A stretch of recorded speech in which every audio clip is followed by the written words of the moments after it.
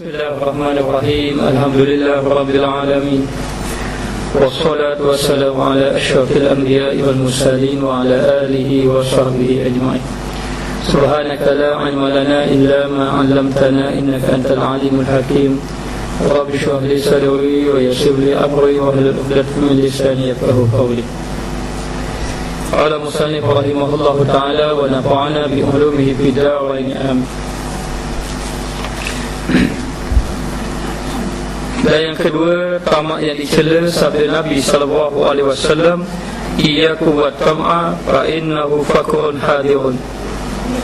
Artinya, takutlah olehmu dan tamak, yakni jauhlah kamu daripada sifat tamak.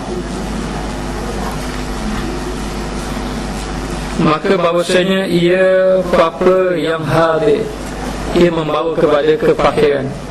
Yang dimasukkan fakir di sini adalah fakir hati. Apabila seorang itu tamak, kerana orang yang tamak ini, di antaranya yang pertama, tidak cukup dengan apa yang dia ada. Jadi apabila seseorang itu merasa tidak cukup dengan apa yang dia ada, ketahuilah pada dirinya ada sifat tamak. Sedangkan apa yang Allah Ta'ala beri, hendaklah kita bersyukur dan merasa cukup dengan apa yang Allah Ta'ala beri. Apabila seorang itu merasa tidak cukup dengan apa yang Allah Ta'ala beri, bermakna dia sudah fakir. Maka sebab itulah tamak ini mendatangkan sifat fakir. Fakir yang dimasukkan bukan fakir harta sahaja, boleh jadi fakirnya fakir harta, dan yang dikhendaki di sini adalah fakir hati. Jadi hati yang fakir ini adalah hati yang tidak ingat kepada Allah. Sudah banyak nikmat Allah Ta'ala beri pun masih tak cukup, kerana tidak memandang nikmat itu datang daripada Allah. Kalau orang pandang nikmat itu daripada Allah, dia tak kira sikit ke banyak ke curang, dia akan rasa cukup. Bagaimana yang kita maklum, tidak sama orang yang memandang kepada siapa yang pemberi dengan memandang apa yang diberi. Kalau memandang apa yang diberi, mungkin dia rasa tak cukup. Allah banyak ni saja bagi, sebab dia tengok kepada barang ini. Tapi kalau memandang yang memberi itu siapa, kalau memandang yang memberi itu siapa, memandang yang memberi itu Allah, maka dia rasa syukur. Allah Ta'ala beri juga ke aku. Dia merasa macam itu. Sebab itu saya sudah beri contoh. Kalau yang memberi itu seorang ulama sebagai contoh, hanya memberi satu buku risalah yang nipis sahaja. Tajuknya Sebaik-baik Perhiasan Wanita, contohnya. Dia bagi satu risalah, tapi kita melihat yang memberi itu seorang ulama besar, maka kita rasa bernilai kerana kita melihat kepada pemberi. Tapi kalau kita tidak melihat kepada apa, melihat kepada benda yang diberi itu, Allah, benda ni digeria satu, mari dia rasa tidak bersyukur. Ini beza dia. Maka orang yang tamak, yang pertama memang dia tidak rasa cukup dengan apa yang dia ada. Yang kedua, orang yang tamak ini, dengan arti kata dia ini cita-cita ataupun inginkan sesuatu yang ada pada orang lain. Sesuatu yang ada pada orang lain itu dia inginkan. Kalaulah orang ni beri aku macam ni, kalaulah aku dapat dengan orang ni, moga-moga orang ni beri aku pada ni. Ini termasuk dengan orang yang tamak. Orang yang tamak juga, kerana orang yang tamak ini dia juga mengharapkan sesuatu yang orang itu akan memberikan kepadanya. Sedangkan dia seolah-olah tidak melihat apa yang Allah Ta'ala beri daripada dia. Dia melihat Allah Ta'ala beri pada orang lain, seolah-olah seperti dia rasa tidak cukup ataupun tidak puas hati dengan pemberian Allah. Maka ini pun termasuk dengan orang yang tamak. Maka bila orang yang tamak ini, Allah Ta'ala tak beri kesenangan kepada dia, kesusahan akan ditimpakan kepadanya. Maka tidak dapat jauhlah kita daripada sifat tamak. Sifat tamak, kerana sifat tamak ini membinasakan kita, menyebabkan kita menumpukan hati kita dengan apa yang kita inginkan. Kita tamakkan pada satu harta, tamak ada dua harta tapi rasa tamak, lalu kita tumpukan sehingga kan lupa kita beribadat kepada Allah Subhanahu Wa Taala. Maka kata Kil, ditanya orang ataupun kata setengah daripada orang, tamak itu membinasakan agama dan memiliki akan dia itu awak. Ini seolah-olah katanya adalah kata Hasan al-Basri, mengatakan bahawa pada satu ketika, yakni pada zaman Sayyidina Ali karramallahu wajhah, zaman Khulafaur Rasyidin yang keempat, Sayyidina Ali karramallahu wajhah telah melihat orang-orang yang menyampaikan ilmu di masjid-masjid. Lalu di kalangannya ada yang melihat bahawa dia ini pendakwa tapi tamak. Lalulah Sayyidina Ali berjumpa dengan orang-orang yang menyampaikan ilmu di masjid, lalu bertanya soalan. Apabila tak boleh jawab, kata Sayyidina Ali, aku tidak benar kamu mengajar di masjid, tapi aku benarkan kamu belajar lagi. Tak benar kamu mengajar. Maknanya apa? Maknanya dia tak benar mengajar, keluar kamu daripada masjid ini, katanya. Tapi dia tak boleh jadi guru, dia kena jadi murid. Maknanya tak apa lagi. Maka ditanyalah. Maka ramailah orang-orang yang tidak dibenarkan mengajar oleh Sayyidina Ali. Maknanya Sayyidina Ali suruh belajar dulu. Sampai satu peringkat berjumpa dengan Hasan Basri. Lalu bertanya Sayyidina Ali kepada Hasan Basri, aku ingin tanya pada kamu soalan ini, dan kamu anak muda yang mengajar di masjid dan ramai pengikut kamu. Kalau kamu tak boleh jawab, aku tak benarkan kamu mengajar. Aku akan halau kamu sebagaimana orang-orang yang lain. Lalu dia tanya, Hasan Basri pun tanya, dia ditanya oleh Sayyidina Ali, apakah yang membinasakan agama? Apakah yang mengelokkan agama? Lalu Hasan Basri menjawab, yang membinasakan agama adalah tamak, yang memelihara agama adalah wara'. Bila dia jawab macam tu, katanya Sayyidina Ali, duduklah kamu di masjid, mengajarlah kamu. Kamu orang yang layak mengajarnya. Jadi nak beritahu, orang yang menjagakan agama ataupun yang membinasakan agama tamak. Apabila seorang ada sifat tamak, maka binasa. Bagi orang awam, orang dia panggil orang khawas, orang umum, orang kebanyakan orang yang dikatakan tamak ini rasa no saja dengan apa yang orang ada. Dia rasa tamak dengan apa yang dia ada. Tamak juga sebenarnya dengan arti kata, orang tamak adalah orang yang tidak bersyukur. Orang tamak adalah orang yang tidak bersyukur dengan apa yang Allah Ta'ala berikan kepada dia. Maka jangan kita jadi tamak dengan pemberian yang Allah Ta'ala berikan kepada kita. Kerana tamak ini menghasilkan apa? Tamak menghasilkan sifat dengki. Tapi kita tamak, dengkilah kita pada orang lain. Boleh jadi kita nak harta kita banyak pada orang lain, maka kita dengki orang yang harta banyak. Bahkan kadang-kadang kita boleh dengki juga dengan seolah-olah perkara itu baik. Hatta kita nak pengaruh pun boleh dengki juga orang. Kita tamak, ya orang tu boleh pada kita, lalu kita akan dengki. Maka tamak ini banyaklah penyakit-penyakit yang batin ataupun penyakit-penyakit yang merosakkan agama akan muncul daripada sifat tamak. Maka dikatakan bahawa yang menyelamatkan agama adalah wara'. Wara' ini banyak pandangan.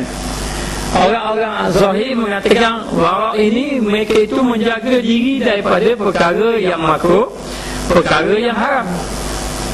Maknanya jaga diri daripada jatuh perkara makruh, daripada jatuh perkara haram. Ini wara'.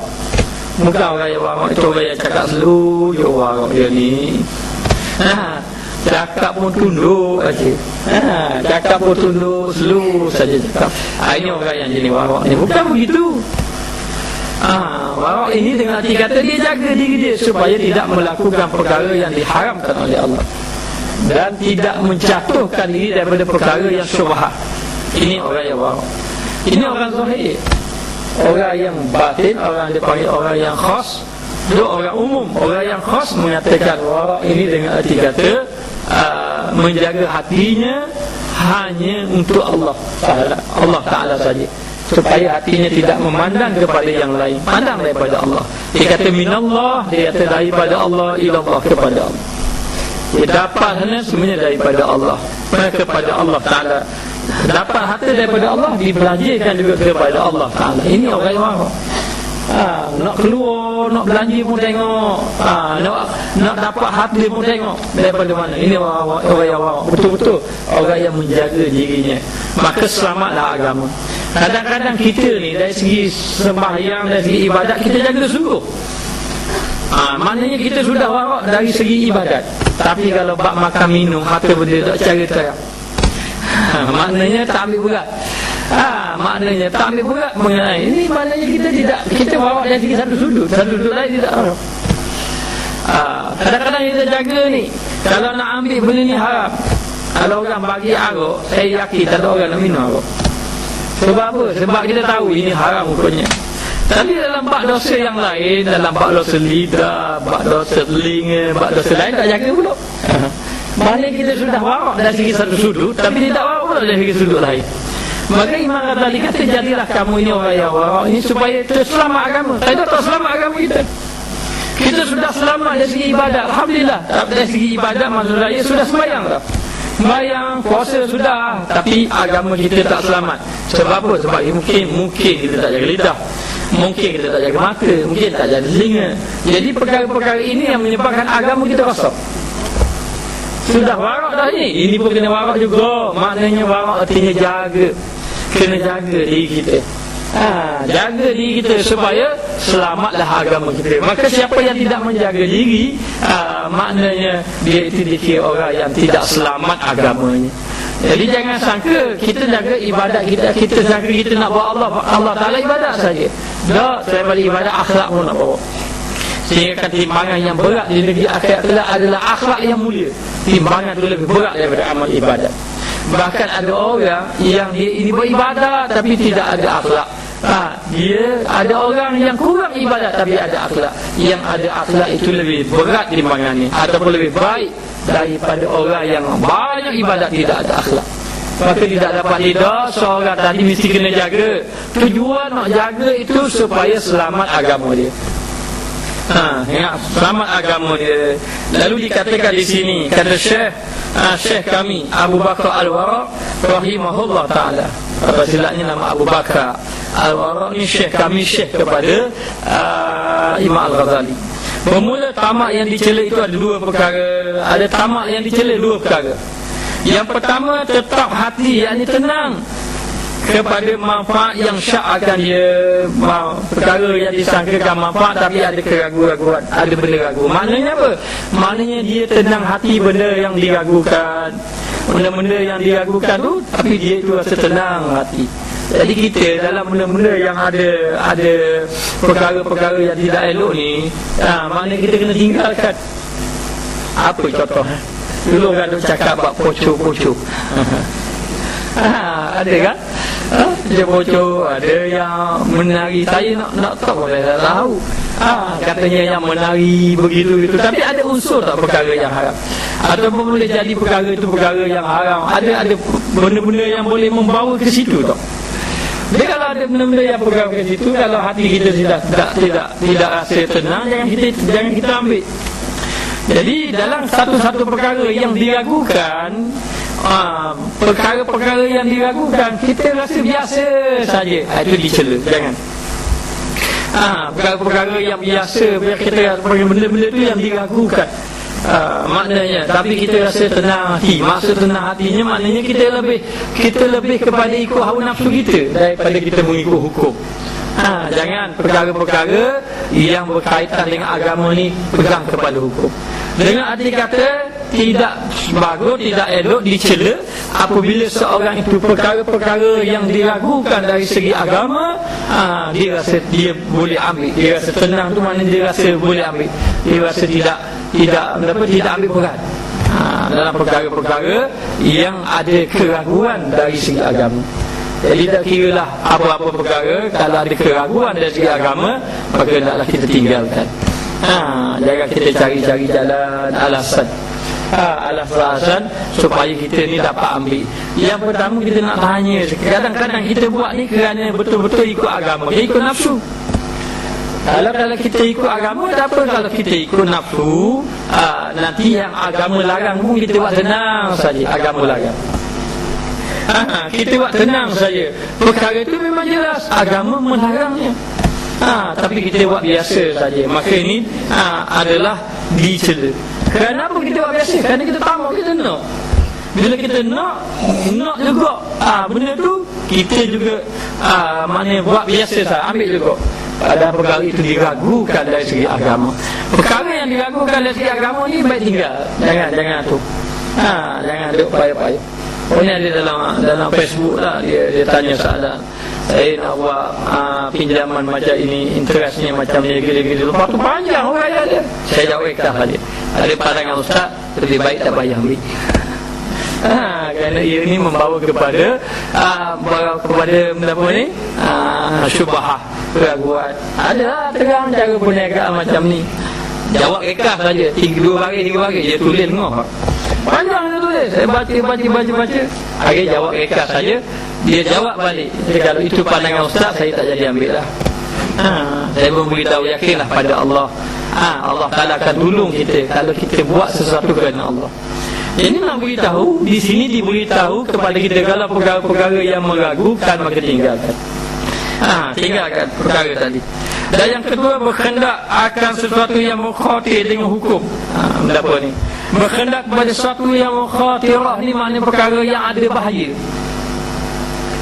Maknanya ada bahaya dengan hukum dengan secara yang telah ditetapkan. Memang ada bahaya, apa nak ambil? Maksud ada bahaya ni maknanya ada dosa. Benda yang ada dosa, kita tamak, kita nak juga jangan.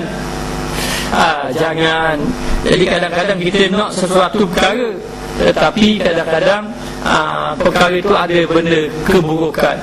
Baik. Contoh yang pertama tadi, tetap hati perkara manfaat yang syak. Baik. Ada orang yang dia inginkan sesuatu harta yang banyak. Harta yang banyak. Bagus dia dapat harta yang banyak. Tapi tujuan dia nak dapat harta yang banyak itu untuk buat kebajikan, buat perkara manfaat. Tetapi dia pun naklah harta banyak. Lalu timbullah dalam hati dia biar nak harta banyak. Itu bermakna tamak. Tetapi ketika dia inginkan harta yang banyak itu dengan harta puasa nak harta banyak itu, dalam waktu yang sama dia meninggalkan ibadat. Banyak contoh. Contohnya beginilah. Contohnya bila dia nak harta banyak, mungkin dia terlibat dengan perniagaan. Ni contoh. Ni contoh saja ni, terlibat dengan perniagaan. Hasil daripada dia melibatkan pada perniagaan tadi menyebabkan dia tinggal ibadat. Tinggal ibadah. Yang ada orang kadang-kadang sudah pergi masjid surau, jadi tak jadi ahli masjid surau. Kadang-kadang sudah jadi ahli sembahyang, jadi tak sembahyang. Ada sibuk dengan tu, jadi tak sembahyang. Habis lalai saja. Habis lalai. Kehidupan dia semakin lama semakin lalai. Tapi dia tetap tenang lah hati dia. Dia tak senang, dia rasa biasa. Dia tinggal ibadah, tinggal tu. Bermakna dengan sifat tamak yang ada pada dia tu menyebabkan hati dia boleh tenang. Tinggal benda tu dia tenang. Inilah tamak yang dicela. Tamak perkara yang macam ni boleh dijawab ada tamak yang dicela. Maknanya hati dia tenang dalam meninggalkan ibadat kepada Allah. Yang kedua, benda yang ada mukhatarah, ada bahaya. Maksud ada bahaya ni bukan tak semestinya membahayakan tubuh badan, nyawa, tidak. Yang boleh jadi yang dikatakan bahaya di situ adalah membawa kepada dosa. Jadi kadang-kadang dia tengok sesuatu tu memang ada dosa. Tapi dia ditamak. Bila tamak dia nak juga. Bila nak juga akhir sekali membawa kepada yang pertama dosa. Yang kedua datang sifat penyakit yang dalam hati, iaitu tamak. Tamak macam ni memang dicela. Kita nak buat benda-benda baik boleh, tapi jangan ambil benda yang diharamkan oleh Allah ataupun perkara-perkara yang dicela. Dan kehendak ini muqabilnya tafwid, iaitu berlawanannya dengan tafwid. Tafwidnya serah. Lawan dia berlawanan dengan ataupun tidak bertepatan dengan tafwid, penyerahan kepada Allah. Tiada lainnya, tak ada lawan dia hanya tafwid. Maka ketahuilah yang demikian itu. Jadi kita ini dalam satu-satu perkara kita dilarang tamak. Jangan tamak sekali-kali. Dan boleh tamak perkara yang baik. Seperti apa kita tamak orang tua ibadat pada kita, lebih pada kita nak lebih pada dia. Tamak dari segi ibadat apa? Orang ini sembahyang banyak ni saja, mayang dia banyak ni, maka dia pun nak lebih lagi. Kita tengok bulan Ramadan, orang ni baca Quran 2 juzuk, dia nak 3 juzuk lebih pada orang. Berapa? Dia tak ada masalah. Orang tu tamak pasal tu. Maka tamak dari ibadat tak apa. Tamak dengan sebab ilmu tak apa.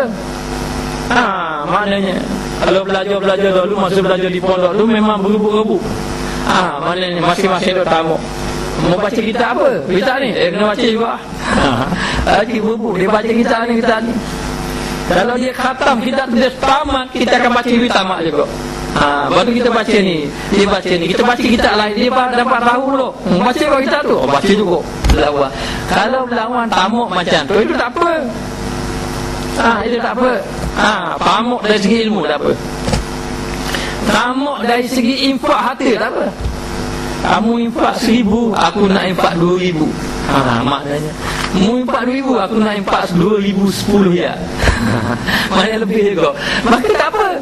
Dia tamak kepada tu. Bagi ini dibenarkan. Tamak dari segi ibadah, tamak dari segi ilmu, tamak dari segi infak fisabilillah. Itu memang dibenarkan. Kerana apa? Kerana tamak ini membawa kebaikan. Tapi kalau tamak yang tidak membawa kebaikan, memang tidak boleh. Yang kedua-dua tadi tamak memang tidak membawa kepada kebaikan. Hati yang pertama, hati tenang hingga ibadat, hati tenang kerana nak dapat sesuatu. Ini dia larang. Yang kedua, memang nak dapat sesuatu, tak kira benda tu tak molek pun ambil. Maknanya maka ada bahaya. Dia memang jelas ada bahaya. Dia diambil juga kerana tamak. Maka ini dilarang sama sekali. Dan ada pun husnul tafwid, yakni sebaik-baik penyerahan, serah pada Allah. Jangan tamak. Ya cukuplah Allah Ta'ala beri, alhamdulillah. Kita nak beritahu memang rasa tak cukup dengan Allah, dengan apa yang kita ada. Kalau kita ikut nafsu, memang tak cukup. Baru Nabi sebut dah, orang ini kalau diberi 2 lembar emas pun tak cukup, nak 3 lembar. Kalau kita terlalu nak sesuatu benda, siapa yang ada sifat tamak, nanti Allah Ta'ala tak cukupkan. Apa saja Allah Ta'ala beri tak cukup. Begitu keadaannya. Maka jadi kita hendaklah husnul tafwid. Apa makna husnul tafwid ni? Maknanya serah dengan sebaik-baik serah, seelok-elok penyerahan. Itu husnul tafwid ni, seelok-elok penyerahan, yakni merupakan satu kota, yakni satu benteng. Satu benteng yang memeliharakan tafwid itu, memeliharakan penyerahan itu. Nak serah balik boleh, nak serah pada Allah, tapi dia sebaik-baik penyerahan. Maka dikatakan, maka iaitu menyebutkan, yakni mengingatkan kebinasaan segala perkara. Ingat perkara yang membawa kepada binasa. Kita serahlah pada Allah, jangan tamak. Sebab orang yang tak serah pada Allah pasti ada sifat tamak. Dia tak serah pada Allah. Orang serah pada Allah gini, dia dapat hati banyak ni pun, alhamdulillah. Dia serah pada Allah, alhamdulillah.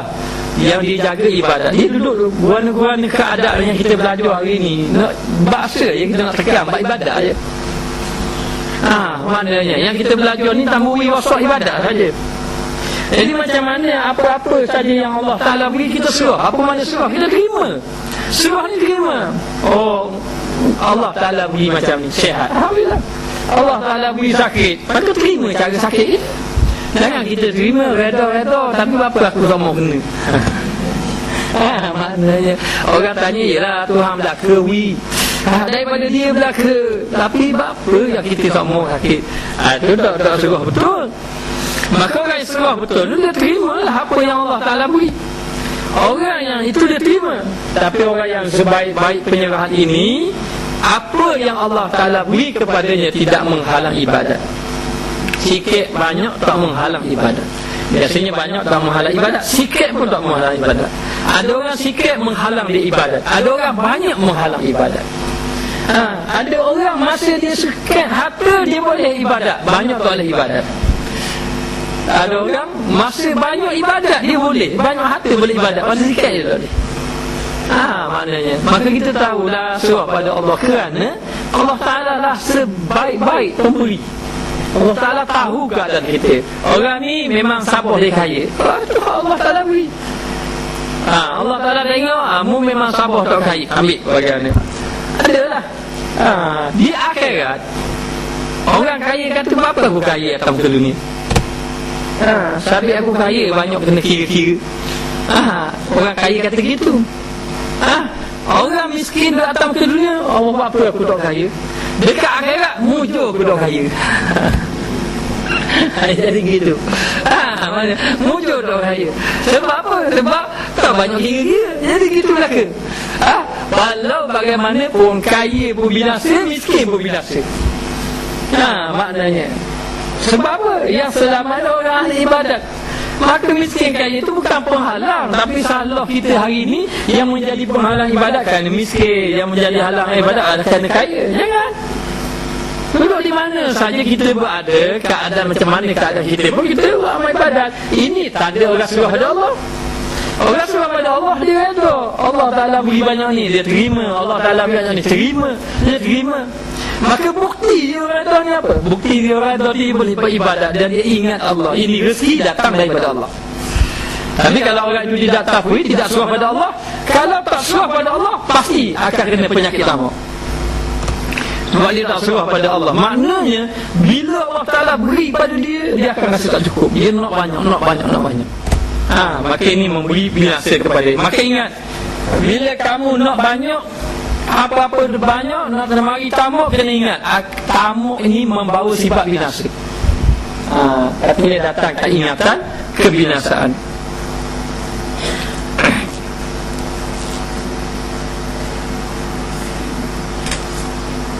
Mana ni tak cukup pula.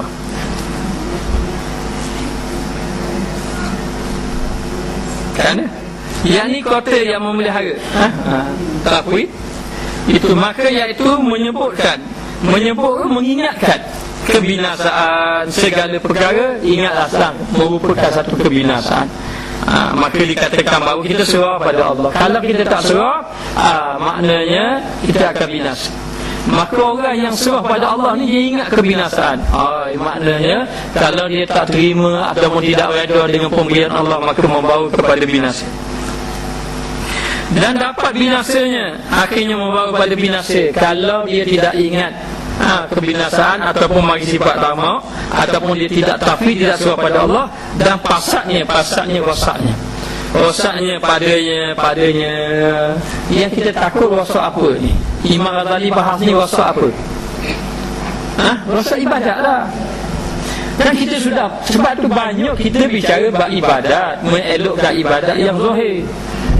Seumpama kita belajar fiqh, kan kita belajar fiqh kan macam mana rukun sembahyang supaya elok, sembahyang kita bagaimana kita rukuk, macam mana kita sujud, apa bacaan yang kita baca, apa yang perkara batal, kita belajar semua tamu rosak ibadat. Itu ibadat zahir. Zahir boleh rosak, batin boleh rosak. Macam kereta ada yang rosak body luar, langgar tiang lah, yang kemek depan lah, itulah langgar tu pecah, macam apa ni, pecah lapu lah, langgar paku lah, berlubang lah tayar. Itu yang zahir. Tapi ada yang batin, rosak enjin dalam. Rosak enjin dalam. Minyak hitam tak dukuk-dukuk. Itu contohnya. Minyak hitam tak lupa dan sebagainya. Ada yang rosak zahir, ada rosak batin. Jadi zahir ni banyak kita belajar. Kita dah belajar zahir, tebas sembahyang tu. Tapi yang satu lagi batin. Batinnya supaya jangan ada tamak. Lebih-lebih lagi tamak harta yang banyak rosak. Banyaklah tamak ni. Maknanya, tapi tamak kadang-kadang kita tamak pada harta ni. Tamak pada harta ni tak ada. Tak semestinya kita nak jatuhkan orang tu, kita dapat harta kita dah. Tamak dah seorang tu kalau rasa tak cukup dengan Tuhan bagi tu, tamak dah. Maknanya bapalah aku semua susah. Tu tanda akan ada sifat tamak pada diri dia. Maknanya sebab tu kita ni jangan tengok tak kata. Kita tengok orang lain yang molek ada kita memang rasa tak cukup lah. Tengok orang bawa susah hatinya kita. Tengok dalam TV tu ada orang dekat negara ada kelapa orang ada. Maknanya kita belah-belah gini, makan belah-belah tak piti. Maknanya belah-belah makan. Maknanya jadi sekarang ni kita ni hanya disuruh sabar dan terima pemberian daripada Allah Ta'ala. Maka dikatakan bahawa dan kota ni benteng. Bentengnya apa benteng? Penghalang bagi kotanya, bagi segala benteng-benteng penghalang-penghalang tadi. Menyebutkan, apa makna menyebut? Mengingatkan lemah kamu daripada berpaling daripada bagi khatir. Maknanya mengingatkan kamu ini lemah daripada berpaling daripada segala kebinasaan yang membawa kepada kerosakan. Bahayalah, khatir ini bahaya. Segala bahaya tadi lemah kita berpaling. Dan tiada tertegah tiada tertegah, tak boleh nak tegah dah kita, dah nak halang daripada jatuh padanya, jatuh daripada bahaya. Kita ni duduk dalam bahaya tiada hari. Duduk dalam bahaya macam mana? Bukan bahaya H1N1.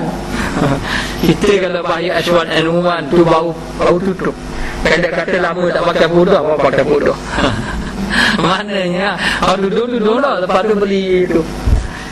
Beli tu beli hak tutup hidung tadi, mulut tadi. Kenapa? Kerana bahaya ancaman. Tutup hati juga. Lagi bandar pun takut dulu, maknanya masing-masing duduk. Kalau pergi tak pakai apa-apa pun takut. Takut. Kenapa? Kerana ancaman. Maknanya pihak kita dulu buat bacaan Yasin, baca Yasin tu, baca selamat H1N1, takut juga. Maknanya jadi nak pergi begitu, siapa orang Masya Allah berebu nak beli topeng lah, topeng. Takut. Takut. Orang yang pakai pudah lega lah, tak benda lah. Mana berebut masing-masing yang bagi apa jadi bahan kawalan. Tak boleh harga naik, kena jaga betul-betul. Dan ni apa tak beli? Dan ni tak ada orang nak beli lah ni. Patutnya bila berlaku macam tu, masjid juga ramailah orang.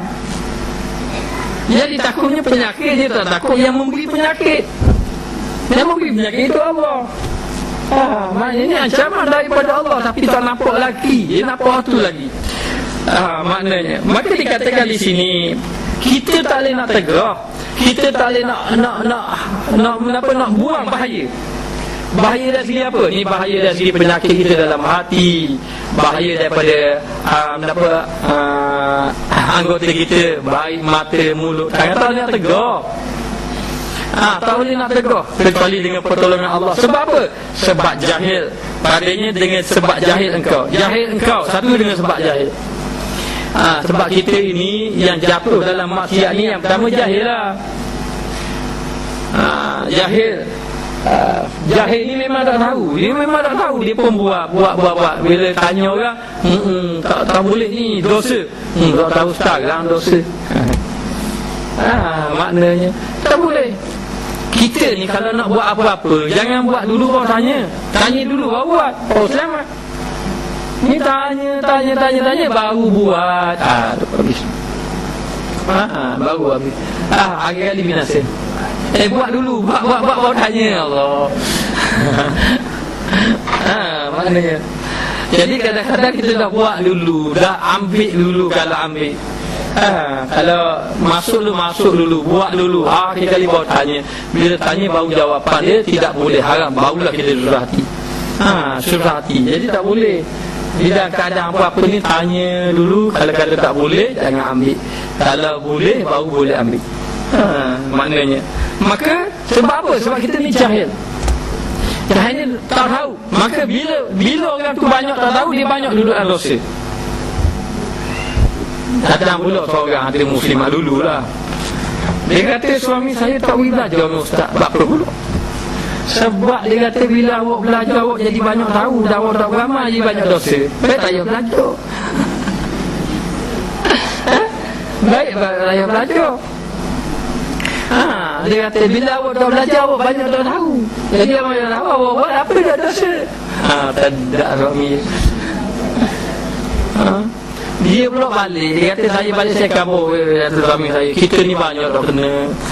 Lepas tu balik belajar, kabur lagi tak kena. Balik tak kena. Akhir-kali suami dia serabut baca ingat. Awak tak payah belajar lah. Nanti awak belajar banyak tak kena. Baik awak tak payah belajar. Jadi awak belajar, awak dah tahu awak tak kena. Kan tak ada benda. Betul tak gitu? Betul. Jadi saya belajar lah. Jadi sekarang ni kalau dia tak belajar, tengok dengan sebab jahil ini, jadi banyak dosa orang tu. Banyak jatuh sebab dia jahil. Jadi dengan dia tadi, jangan kata bila dia tak tahu, dia buat apa-apa jadi dalam benda. Tak boleh gitu. Kalau gitu tak payah belajar sama lah orang. Belajar bahaya. Jadi duduk dalam dosa. Yang mula-mula bolehlah kata sebab tak tahu. Lepas pada tu tak belajar, dosa tak belajar tu tak berlaku. Dosa tak belajar lagi. Buat dalam keadaan tak belajar, dosa sama. Saya pun teranglah juga sikit-sikit beritahu tak boleh kena belajar. Jangan anggap kata tak boleh belajar, kena belajar. Maka dikatakan di sini dengan sebab jahil engkau. Sebab jahil engkau lah, sebab kita jahil lah. Kita jahil sebenarnya. Jangan berasa apa-apa, kita jahil. Jahil lah kita banyak dosa. Satu, jahil dengan sebab banyak dosa. Kadang-kadang kita rasa kita baik. Tak baik dah apa kau? Kita rasa kita baik tau. Padahal tak baik kita. Kita rasa saja kita baik. Contohnya apa? Contohnya beginilah, kalau kita buat kebaikan, bila kita buat kebaikan, orang pun puji kita. Allah, bagusnya awak. Awak ni selalu tolong orang. Kita pun rasa tak suka lah orang puji kita tak baik. Orang puji kita nanti rosak amal ibadat kita. Lalu kita tak buat kebaikan tadi. Malah dulu orang nanti orang puji. Maknanya, maka kita pun tak buat kebaikan itu pun kira dosa. Sebab tu kata Fudail bin Iyad, seseorang yang meninggalkan kebaikan, maknanya dia tinggalkan kebaikan itu kerana makhluk, maka itu dikira riak juga. Maknanya seandainya kalau kita ini biasa sama sembahyang sunat contohnya, atau kita biasa orang kenal kita dengan orang yang puasa sunat Isnin Khamis kerana Allah, bukan kerana diet. Ada orang juga dia puasa kerana diet. Maknanya tak boleh makan just mak 5 pun tak jadi benda kau. Makan pun tak jadi benda kau. Lepas tu macam-macam ubat tak jadi benda. Kena diet lah sikit lalu puasa. Itu tak kira tu dia nak puasa kerana Allah. Lalu dikenali kita ini orang yang puasa sunat sama, tak tinggal-tinggal. Lalu orang puji, nak cari orang macam awak tak ada dah. Orang kenal belakang awak ni memang rajin puasa sunat. Kalau hari Isnin hari Khamis memang malah ajak awak pergi jemput awak makan.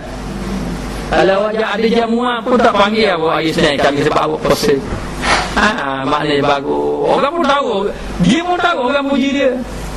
Lalu dia pun kata malah lah puasa sebab orang puji banyak. Maka dia tinggalkan ibadat kerana makhluk tadi. Maka dia pun berdosa juga. Tu saya kata kadang-kadang kita buat baik tu, kita rasa kita baik, memang tak baik lagi. Duduk dalam keadaan tak baik lagi. Maka dikatakan ini sebab apa? Sebab jahil. Satu jahil memang tak tahu. Yang kedua tahu buat juga. Dan engkau lalai. Dan lalai engkau kena lalai. Jahil dengan lalai. Jahil ni dia tak tahu. Dia buat dia tak tahu. Itu jahil. Yang kedua dia lalai ni orang belajar dah. Dia tahu dah, tapi dia buat juga lalai. Siapa? Kita lah. Saya lah. Maknanya duduk dalam lalai. Kita tahu ke tak tahu? Kita tahu kata orang itu berdosa. Kita tahu apa ni, apa lagi ya? Maknanya kita ni rasa diri kita ni bagus, ini berdosa, itu tahu. Tapi hak tu kita pegang, hak tu yang mari sama kita. Kita tahu mendengar benda-benda yang tak molek itu apa ni, berdosa. Tapi hak tu harus dah dengar. Tahu. Mata kita juga tahu, tapi waktu yang sedang kita tengok habis. Maka duduk dalam keadaan lalai lah kita. Lalai lah semua kita dalam keadaan tu. Maka kadang-kadang ibadat tak mampu juga nak cegah. Dia nak bawa saya, dia kata ustaz, yang lain tak apa ustaz. Ustaz kata jangan ni, jangan je ustaz. Saya tak jawab bola. Kalau malam bola minta maaf, saya tak pergi je. Saya tak pergi minta maaf. Tu saya. Hal lain tak apa. Hal lain tak apa. Jadi nak beritahu memang tak mampu kita. Itu bahayanya bagi kita pun begitu, memang tak mampu. Kadang-kadang ibadat ini tak mampu lagi kita nak tu. Nak mencegah kepada maksiat. Sebab itu dia memang kena serta dengan amal. Walaupun tidak disebut di dalam kitab ini, tapi banyak-banyak kitab tasawuf memang disebut kepada amal. Mesti kepada banyak berzikir kepada Allah. Kerana banyak berzikir ini boleh mencabut ataupun mengurangkan kepada hijab ataupun tutupan hati kita. Hati kita tertutup lama ni. Dengan sebab tertutuplah kita mudah kepada maksiat. Tapi kalau hati kita terbuka, bercahaya sampai kepada Allah, maka mudahlah kita melakukan amal ibadat. Maka lalai kita dan dhaif engkau dhaif, kita lemah. Dan kita tak mampu buat amal ibadat. Yang selama ni boleh buat amal ibadat pertolongan Allah. Kalau tak sabit pertolongan Allah, tak boleh buat amal ibadat. Kadang-kadang kita habis dah. Kita jam lonceng, kita time jam pukul 3 pagi nak main tahajud. Datuk air tepi dia kejut tu masuk basuh lu muka. Maknanya duduk di pondok dulu, semangat dulu, sabar-sabar ramai main tahajud. Masing-masing melawan nak main tahajud. Ada sahabat saya, dia nak bangun tahajud tengok orang bangun. Dia walau tidur tak bangun. Kadang-kadang tak boleh juga lah orang. Jadi macam-macam lah cara nak bangun tahajud dan sebagainya. Kita tak mampu. Kadang-kadang kita jam lonceng pukul 3. Sampai saya dulu minta dengan tuan guru, ada tak ayat-ayat yang boleh baca? Ayat-ayat yang kita baca untuk bangun pukul 3 pagi ke? Tuan guru saya ada. Kamu baca surah Kahfi ayat yang terakhir. Innal ladzina amanu wa amilus solihat kanat lahum jannatul firdausi nuzula. Baca. Siapa wala yusyrik bi ibadati rabbih ahada. Baca tu sampai habis. Bangun pukul 3 pagi dia, insya-Allah. Ni ada dalam semayang tidur berzikir dan sebagainya. Saya buat sungguh, memang kejut pukul 3 tidur balik. Dah tidur balik. Jadi nak beritahu, memang kita ini lemah dan kita tak mampu buat amal ibadat kecuali apa? Kecuali dengan pertolongan Allah. Sebab itu kalau kata tuan guru saya, tuan guru Haji Yaakob, kalau tak silap, dia kata apa? Dia kata lepas daripada kamu sembahyang, kamu kena minta doa dengan Allah. Ya Allah Tuhanku, tolonglah aku supaya aku boleh sembahyang zuhur berjemaah. Itu lepas mai subuh. Lepas mai zuhur minta doa, ya Allah ya Tuhanku, aku mohon kepadamu, kuatkanlah tubuh badanku untuk aku sembahyang asar berjemaah. Lepas pada itu doa sama, khusyuklah dalam ibadat kepada Allah, tidak lekang daripada doa. Sebab apa? Kita lemah, tak boleh. Orang yang boleh buat amal ibadat ini pemberian Allah, bukan gagah tubuh badan tu. Ramai mana anak-anak muda yang gagah-gagah tubuh badan tapi nak sembahyang tarawih 20 rakaat pun dah. Ramai mana orang-orang tua yang dorok saja nak jalan pun dorok, tapi 20 rakaat dia habis sampai sebulan habis. Kita orang muda kira sama 8 rakaat, 18 lagi, 16 lagi, 14 lagi, maknanya nampak sungguh habis. Baik, lalu kerana dhaif engkau, maka hendaklah engkau mengekali atas dua zikir ini. Ingat ini, dua zikir, dua peringatan ini. Bukan dua zikir itu, dua peringatan ini. Kenapa peringatan apa? Yakni jangan kita tenang kepada perkara-perkara yang tidak elok, perkara ragu dari agama, dan juga jangan kita buat perkara yang ada bahaya dalam ibadat kita. Maknanya, maka dikatakan bahawa menangguh akan dikau atau tafwid, maka hendaklah kamu menyerahkan diri. Hendaklah kamu menangguh ni dengan dikata hendaklah, maknanya akan dikau atau tafwid, menyerah segala pekerjaan kamu sekaliannya kepada Allah Azza wa Jalla, kepada Allah. Sebab tu kita ni Imam Ghazali, dia punya kaedah, dia banyak datang benda peringatan. Benda peringatan. Ada seorang itu dia nak buat amal ibadat, dia tanya berapa saudara dia, kalau tak silap dia ada beginilah. Kamu tulis Allahu Naziri, Allah Ta'ala melihat saya, Allahu Syahidi, Allah Ta'ala menyaksikan saya, Allah Ta'ala melihat saya, Allah Ta'ala mengetahui apa yang saya lakukan. Tak dapat cek. Nak buat apa pun baca, tak balik, baru cik balik tak, dah jadi peringatan. Imam Ghazali dalam kitab ini pun banyak dia sebut peringatan. Yang pertama, perkara-perkara yang membawa kepada kerosakan agama, tinggalkan. Benda-benda yang boleh membawa kepada rosak agama. Yang kedua, kalau dapat tahu perkara itu membawa kepada bahaya kepada ibadat, maka tinggalkan. Jangan kita tamak. Jangan kita tamak kepada sesuatu yang boleh melalaikan kita ibadat kepada Allah. Baik, lalu dikatakan di sini, serahlah sekaliannya kepada Allah Azza wa Jalla dan terpelihara daripada engkau hukum di dalamnya. Hukum itu ketetapan. Kata peliharalah kamu segala hukum di dalamnya dan tertegah daripada berkehendak akan dikau. Maka tertegahlah daripada kamu nak buat sesuatu perkara, dengan cara kamu serah kepada Allah. Jadi kita nak buat apa-apa, ukurannya Allah. Maknanya benda ini baik ke tidak baik di sisi Allah Ta'ala. Kalau baik buat, kalau baik jangan buat. Tahu baik dah baik, tengok kalau benda tu memang ada. Kita ada hukum kan, ada halal haram kan. Jangan kita tak ambil berat halal haram. Hati kita nak ambil boleh, tapi halal haram dahulu duduk depan. Oh halal baru boleh ambil. Jangan sampai kita nak ikut nafsu. Kita nak ikut nafsu, kita nak ambil. Kalau ikut nafsu, halal haram duduk belakang. Ma yubali rajulu min aina asabal ma min halal am haram. Nabi kata akan ada satu orang, satu masa, satu zaman, orang tak kira dah halal haram. Oh itu bahaya. Halal haram ini yang boleh membawa kepada kerosakan dari segi agama. Rosak agama kita. Bila rosak agama kita, akhir sekali amal ibadat kita jadi tidak memberi kesan pada ibadat, tidak memberi kesan pada akhlak kita dan sebagainya. Maka dengan kita serah pada Allah, maka tertegahlah kita daripada nak buat benda sesuatu perkara, melainkan dengan syarat ada kebajikan dan kebaikan. Melainkan ada kebaikan, nak buat apa-apa biar ada kebaikan. Maka inilah daripada Allah, inilah kepada Allah. Maknanya inilah yang dikehendaki daripada Allah, dan inilah yang kita perlu buat kerana Allah Ta'ala. Buat sesuatu perkara mesti kita nak daripada Allah, serah pada Allah. Maknanya biar ada penyerahan itu, terimalah Allah Ta'ala biar apa-apa, dan buatlah amal ibadat kepada Allah. Mana-mana benda yang boleh rosak ibadat, tinggalkan. Apabila tauhid, dengan Allah lah pertolongan. Maka jika engkau kata, maka apa khatir yang mewajibkan tauhid? Apakah bahaya yang mewajibkan kamu serah kepada Allah Ta'ala?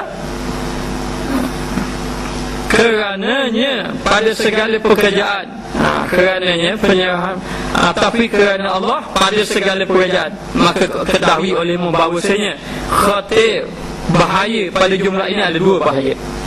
Yang pertama, khatir syak, bahaya ragu-ragu dengan bahawasanya ada ia ataupun tiada. Ragu-ragu ada ke tidak ada, dan bahawasanya engkau sampai kepadanya ataupun tidak sampai. Ini berkehendak kepada istisna. Berkehendak pada istisna. Berapa bolok ni, saya pun tak faham. Begini, maksudnya begini. Yang pertama, bahaya ragu-ragu, bahaya yang tidak pasti. Bahaya yang satu perkara yang tidak pasti, bahawasanya ada ia ataupun tiada. Sama ada kamu dapat ataupun tak dapat, bahawasanya engkau sampai kepadanya ataupun tidak sampai. Ada sampai ataupun tidak sampai. Dan ini berkehendak kepada istisna, ini berkehendak kepada pengecualian. Apa makna istisna itu? Ini bahasa Arab ini. Pengecualian maknanya kena letak insya-Allah. Insya-Allah. Kata Mahizin, insya-Allah. Ini benda yang kita tak pasti, jangan pandang-pandang kita letak insya-Allah. Dulu ada seorang hamba Allah, tak apalah, dia tak ada dia lagi dah. Boleh cerita. Muslimi lah. Dia ini bagus, dia bagus. Dia bagus. Dia ini orang yang suka infak fisabilillah. Kita ni dengan tak minta kepada madrasah kita ni. Tidak pernah minta lah. Tapi memang masa itu bangunan kita memang buat, dan dia pun tak tahu. Satu hari dia dapat tahu. Jadi dia pun katalah pada saya, dia kata insya-Allah, dia kata begini. Dia kata, Ustaz, saya nak bagi pada Ustaz. Saya nak bagi pada Ustaz. Nanti kalau dapat duit orang bayar payment, nanti saya nak bagi Ustaz untuk buat madrasah ni. Saya pun tak kata apa-apa lah. Tapi bila jumpa dia 2-3 kali dia ulang, apa Ustaz bagi Ustaz, apa Ustaz bagi Ustaz. Benda tu dia pasti ke tak pasti? Tak pasti lagi dapat. Tapi insya-Allah tak tahu. Dia tak ada. Lalu saya dapat tahu daripada orang lain memang dia dapat. tapi tak jumpa-jumpa saya. Satu hari saya jumpa dia dalam keadaan tak sengaja. Ada juga jumpa sengaja, jumpa tak sengaja.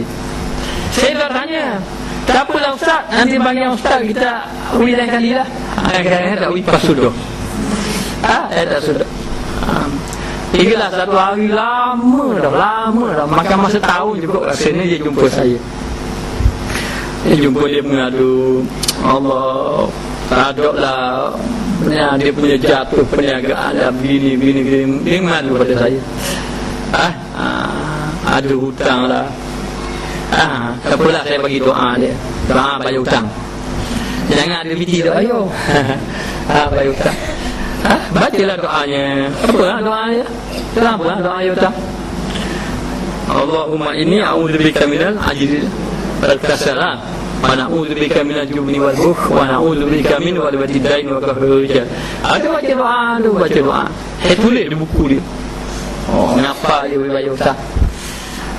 Lama-lama saya pun nak cakap, tambah cakap. Saya pun katalah sekali, minta maaf lah kata. Tambah cakap tapi dia cakap juga. Ingat dah dulu ada janji nak pergi ke madrasah. Lama tu nak cakap apa nak cakap, fikir. Ingat tak? Oh ya sungguh. Kata jangan, ini janji dengan Allah. Apa kesalahan kita? Kalau kita sandar kepada insya-Allah boleh tahan. Jadi kita rasa hak kita. Kita boleh jamin. Mana boleh jamin? Kita mana boleh jamin? Kalau orang datang pada saya pun, saya serahkan anak saya ini pada ustaz didik kala. Saya akan jadikan anak awak ni gini. Tak boleh kan begitu. Siapa kita? Nanti anak makcik nanti lepas pada ni keluar ni jadi pendakwah. Akan jadi pendakwah, dia akan jadi ustaz. Kita tak boleh kata gitu. Sebab bermakna kita tidak ada penyerahan. Selagi mana kita nampak diri kita ni, lagi itulah kita ni jauh dengan Allah. Batu banyak. Maknanya banyak benda yang kita rasa kita sudah baik, sebenarnya kita duduk jauh dengan Allah. Apabila kita tidak ada penyerahan daripada Allah, bila kita tak sabit dengan Allah Ta'ala, kita doa, tak apalah nanti kalau anak makcik atau di sini, kalau nanti jadi ustaz nanti. Begini, tidak ada. Maka kesalahannya apabila tidak ada tafwid. Tafwid ini penyerahan pada Allah kena letak insya-Allah. Kena letak insya-Allah. Sebab apa? Sebab benda tu tak pasti. Sama ada benda tu ada ataupun benda tu tak ada, sama ada benda tu siapa ataupun benda tu tak siapa. Kadang-kadang siapa? Ngiji siapa dah, ngiji siapa. Maknanya satu lagi nak beritahu, kalau kita ada apa-apa, jangan lagi beritahu. Tak boleh dalam hati. Bila dapat nanti nak bagi. Jangan tu. Jangan ambil gambar orang. Saya nak bagi orang tu ni, saya nak bagi orang tu. Saya nak bagi orang tu. Bila dalam keadaan macam tu, masa tu ialah tak ada lagi. Dan kita ada, dia mari saya. Kereta pun ganggu. Ganggu. Daripada mui kerja, baik bagi Mekah. Boleh kau ibadat juga kan, ibadat dia mari gitu. Ibadat mui ke Mekah. Bagi kepada orang-orang apa ni, jamu-jamu semua orang, baik gitu. Jadi kita ni akhir kali jadi sayang tak perlu. Tapi kalau ada insya-Allah akan dipertolongan Allah. Allah Taala akan tolong kita. Sebab tu dalam bab ini mestilah ada istisna pengecualian. Masuk pengecualian tu maknanya insya-Allah kecuali diizinkan Allah. Tapi bila sebut insya-Allah cuma kena buat. Ada pun insya-Allah kita memang dah buat. Orang Melayu kita gitulah. Gitulah kalau orang Melayu kita. Insya-Allah kita ada nak buat majlis kan. Ni nak jumpa kan. Tak apalah, insya-Allah. InsyaAllah tu memang tak ada. Banyak oleh-oleh kalau kita terima orang tu dua, insya-Allah kita keras. Ada tak? Ni jumpa orang gitu lah. Hati mau ustaz gini dengan tu. Tak apalah. Saya pun keras. Dia pun belajar. Ya tu, tak ada belajar. Tak belajar. Datang pulang mari malam ni. Apa insya-Allah? Malam ni madrasah. Madrasah tak benar. Tapi insya-Allah tak. Malam ni ada. Sebab insya-Allah semua main habis. Tengok malah rada lunggu. Ada ni dari mari. Jadi nak beritahu, insya-Allah kita ni jangan jadi insya-Allah macam tu. Bila kita nak buat sesuatu tu, kita sandarkan insya-Allah, maknanya bila kita ada tu bimbang nanti kita main-main nama. Maknanya. Maka dikatakan dan jatuh ia di dalam bicara niat dan juga amal. Ini dalam mengikut kepada niat dan juga amal dia. Ini maknanya dalam kita surah-surah lah, tapi ini lebih betul kepada amal. Okey, sekarang ni bila kita ada insya-Allah, niat kita sudah betul dan mesti kita ada amal. Kadang-kadang kita ni insya-Allah tu ada niat, amal tak ada. Ada ya. Insya-Allah tu ada niat. InsyaAllah. Jadi insyaAllah tu niat hari lah, tapi amal tak ada. Kita ni kalau sandar kepada satu-satu perkataan ni, insyaAllah niat mesti ada amal. Niat mesti baik. Niat tu mesti baik dan ada amal. Dan yang keduanya khatir fasad, iaitu bahaya yang boleh membinasakan. Dengan bahawasanya tiada yakin di dalam kebaikan, yang mana di dalamnya tidak ada kebaikan bagi dirimu dan bagi diri kita, dan ini yang berkehendak kepadanya itu kepada tafwid. Jadi yang ini surah kepada Allah Ta'ala. Bila bahawa tiada yakin di dalam kebaikan bagi dirimu, dan ini berkehendak kepadanya itu kepada tafwid. Kemudian bersalah-salahan perkataan aim. Baik. Jadi yang keduanya dikata apa? Yang kata syok ragu-ragu, ada ke tidak ada. Yang dua, kalau ada kepada kebinasaan, ada kebinasaan yang tiada yakin kebaikan, surah kepada Allah. Surah kepada Allah Ta'ala, biar Allah Ta'ala selamatkan kita. Satu-satu perkara, kalau boleh itu ada kebaikan. Baik sembahyang. Dalam bab sembahyang, jangan kata sembahyang tadi kebaikan, banyak sembahyang ada keburukan. Apabila orang tu apa? Orang tu ada riak. Jadi lahu bi'ra'un, adakah sembahyang dan kena riak kepada orang. Jadi sembahyang ni kebaikan pun, keburukan pun. Jadi dalam satu-satu bahaya yang membawa kebaikan, jangan kita kata kalau kita tak ada sembahyang lah kita tak ada. Kita kena sembahyang dan kita sembah pada Allah. Jadi khatir fasad dengan bahawa jadi yakin dalam kebaikan, umpama sembahyang. Umpama sembahyang, yang kita beri contoh bahawa nampak dan tak beri contoh tak nampak. Okey, jalan sembahyang. Dia jalan sembahyang macam-macam lah. Yang pertama boleh jadi riak, kita nak tunjuk orang.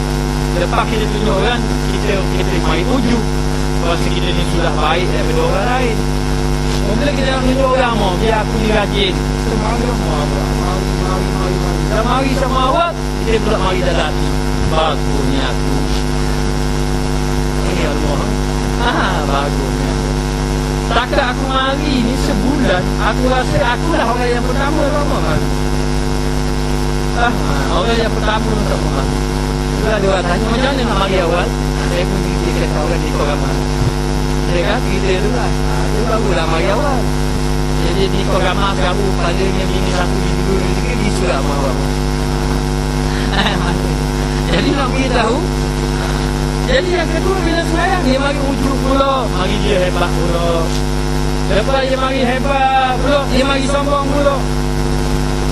Maknanya apa pula sembahyang dia mari dia tak macam tu, mari dia mari sombong. Benda-benda yang macam tu. Maka benda yang macam tu kita serah pada Allah. Jangan kata dapat tinggal dulu tak boleh. Bukan kamu sembahyang, kalau aku sembahyang mari dia, jadi saya sembahyang. Aku tak sembahyang tegur, ada tak boleh. Maka kita serah pada Allah. Serah pada Allah, mohon kepada Allah. Jangan mari riak dalam hati, jangan mari membawa kepada perkara yang rosakkan diri kita tadi. Maka bersalah-salahan perkataan a'immah. A'immah ni imam-imam ataupun ulama-ulama. Pada khatir, pada bahaya tadi, maka daripada setengah mereka itu, setengah daripada mereka itu siapa? Baru ulama tadi, bahawasanya khatir pada perbuatan itu, iaitu bahaya pada perbuatan itu, iaitu bahawa ada ia ketiadaan memperbuat akan dia sentosa. Maknanya sentosa, dan dapat pula bahawa berhimpun sertanya dosa. Maka beriman dan mengikut sunnah dan istiqamah dalam ibadat itu tiada khatir padanya, kerana tiada dapat dengan ketiadaannya itu sentosa. dan istiqamah di dalam ibadat itu dan dia menimbulkan akan dia dosa, maka tiba-tiba seolah kita berkehendak, maka iman dan istiqamah dengan hukumnya apa dia tak faham lagi. Baik, kita tengok di sini ya. Maka selepas daripada itu, maka ulama-ulama berselisih mengenai bahaya. Setengah daripada bahaya itu memang tidak aman. Kalau benda wajib kita dah tinggal, tapi kadang-kadang benda-benda yang tidak aman dan ini perkara sunat kita boleh tinggal. Kalau perkara itu perkara yang tidak aman kita buat, dia kata setengah mereka itu bahawa khatir bahaya pada perbuatan itu, iaitu bahawa ada ia ketiadaan membuat akan dia itu sentosa. Kalau dia tak buat itu aman, kalau dia tak buat itu aman, dan dapat pula bahawa berhimpun sertanya dosa, maka beriman dan mengikut sunnah dan istiqamah dalam ibadat itu dia ada khatir padanya. Baik, jadi kalau orang tu buat amal ibadat, satu-satu ibadat yang wajib kita tak boleh tinggal. Amal ada bahaya, tidak ada bahaya. Tapi kalau kita buat ibadat-ibadat sunat, kadang-kadang dia bagi bahaya, betul tak? Seperti apa? Seperti kalau kita rajin puasa.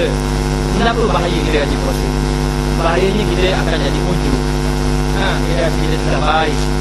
Kalau raya kita rasa sombong, orang lain tak puasa tak ke. Maka dalam perkara yang macam ini, kita mesti duduk dalam istiqamah. Duduk dalam istiqamah. Jangan kita tinggal. Walaupun ada bahaya, memang ada bahaya. Maka hendaklah kamu itu iman. Maka iman, dia kata, maka beriman.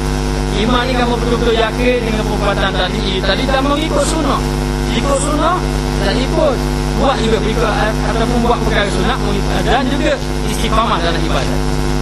Buat juga dalam ibadat. Yang tinggal ialah memang bahaya lah. Kita proses sunnah, nanti orang kata, orang puji, itu bahaya kan. Tapi nak selamat, kita teruskan. Biar orang puji ke tak puji, saja semua. Buat ibadat ni jangan tinggal. Maka dia kata itu tiada khatir padanya, maka tiada bahaya padanya, kerana tiada dapat dengan ketiadaannya, tidak dapat tidak, yang ini mesti itu sentosa dan istiqamah dalam ibadat itu. Lama-lama kalau kita terus juga dengan istiqamah ibadat, dia akan jadi aman juga. Hanya boleh kurang, tapi jangan tinggal. Kurang boleh. Baik, orang itu dia puasa sunat, dia semayang sama sunat. Apa rakaat? Tuhan. Maknanya buat banyak. Tiba-tiba dia rasa macam tu, dia buat juga. Dia buat juga jadi dua. Ataupun dia ini bila posisi kami, orang tengok dia rajin kat posisi kami, orang kata dia, lalu dia tinggal posisi kami, dia puasa 13, 15, 16, 13, 14, 15. Puasa apa tu? Puasa air putih.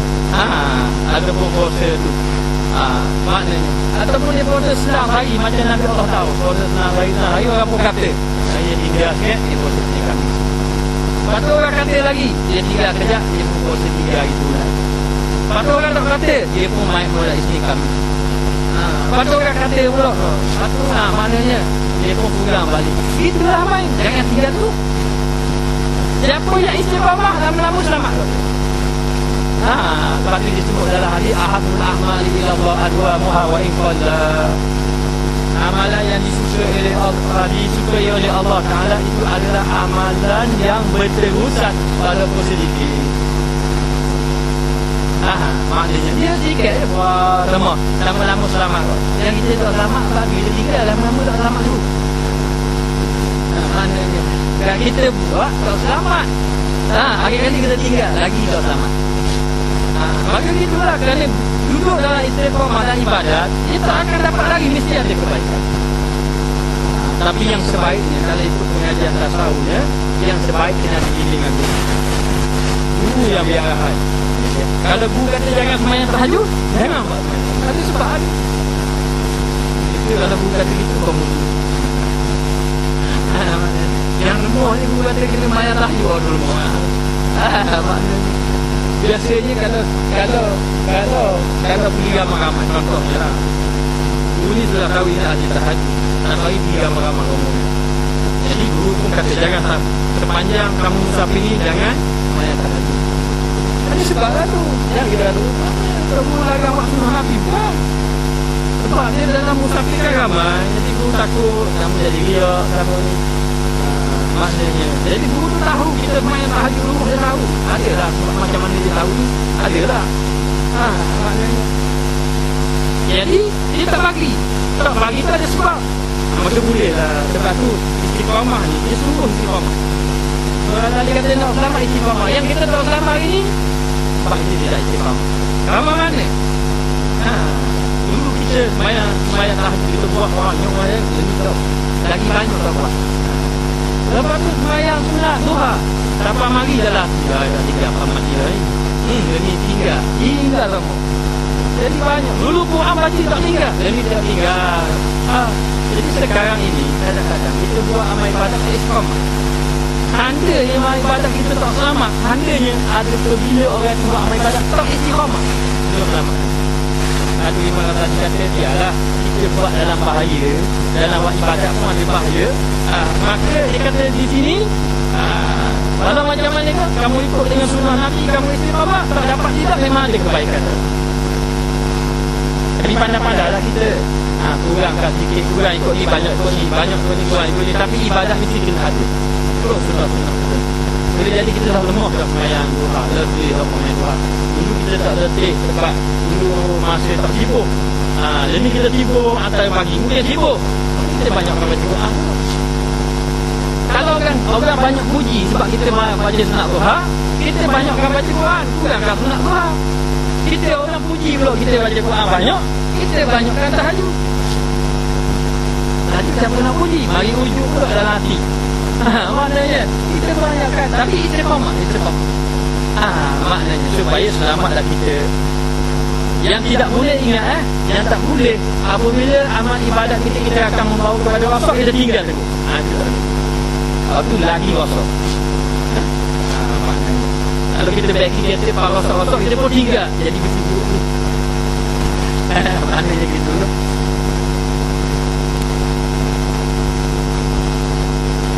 Ini malah terang ni, tak cuba orang mu. Kan ya? Dan istiqamah dalam ibadat itu dia ada menghimpunkan akan dia dosa. Kalau istiqamah ni dia dosa sebab apa? Dia lah kadang-kadang dia buat dosa, lepas tu dia buat lagi yang lain, dia kangkukan dosa. Maka tiba-tiba seolah kita berkendak, maka iman dan istiqamah. Yang nak iman, yakin dan istiqamah dengan hukumnya, dengan tetap. Banyak orang tanya apa, mengapa lah. Yang paling penting istiqamah dah kita. Dalam kita istiqamah ni kadang-kadang kita naik turun. Betul tak? Kita naik turun. Gaji sini, kadang bagi lemah pula, kuatkan balik. Tapi duduk dalam ibadat sama. Kadang-kadang gaji baca Quran, tiap-tiap hari tak tinggal-tinggal baca Quran. Tiba-tiba dengan satu-satu kesibukan, tiba-tiba ahli keluarga buat majlis kahwin, kita pun sibuk-sibuk dulu. Hari pertama tolong siang-siang bawah. Lepas tu tolong pula hari yang sibuk pada hari tu, lepas tu 3 hari tidak buat. Maknanya start balik. Baca banyak pun boleh. Lemah baca sikit. Baca sikit hari satu muka. Lepas tu lama cek sebelah. Lepas balik banyak sebelah. Sampai ke satu judul hari. Orang pula puji pula, turun balik banyak sikit pula. Itulah, itu saja. Jangan kita tinggal terus, maka binasa. Dan kata Abu Ishaq Isfihani rahimahullah ta'ala, kata Abu Ishaq, apa yang dia kata? Dia kata, dia kata kena tunggu itu. Okey, Allah sambung. Jadi kesimpulan dia suruh kita biar tamak kepada ibadah, jangan tamak perkara yang boleh merosakkan amal ibadat. Ini masuk peringkat dulunya, tapi nak kata tamu ibadat. Tamu ibadat ni bagus tau, tapi kadang-kadang tamu ibadat pun boleh rosak juga. Maka selamat kita dengan istiqamah kepada Allah Ta'ala dalam melakukan ibadat kepada Allah. Bismillahirrahmanirrahim. Rabbana zalamna